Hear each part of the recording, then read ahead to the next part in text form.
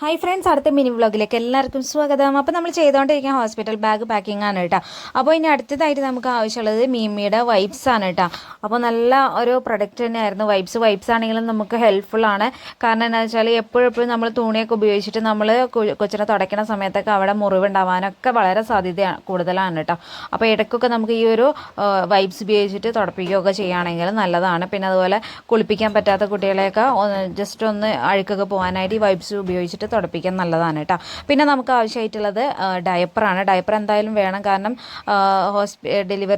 Delivery കഴിഞ്ഞിട്ട് തരുമ്പോൾ അവർ diaper വെച്ചിട്ടാണ് തരണം. അതുപോലെ തന്നെ NICUലേക്ക് എടുത്തിട്ട് വന്നു കഴിഞ്ഞാൽ നമുക്ക് ഡയപ്പർ ആവശ്യമാണ് കേട്ടോ.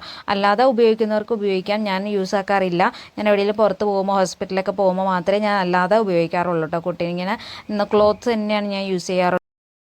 ഡീറ്റെയിൽഡ് വീഡിയോ ഞാൻ എൻ്റെ യൂട്യൂബ് ചാനലിൽ അപ്ലോഡ് ചെയ്തിട്ടുണ്ട്. എല്ലാവരും ഒന്ന് കയറി കാണാൻ സപ്പോർട്ട് ചെയ്യാം കേട്ടോ.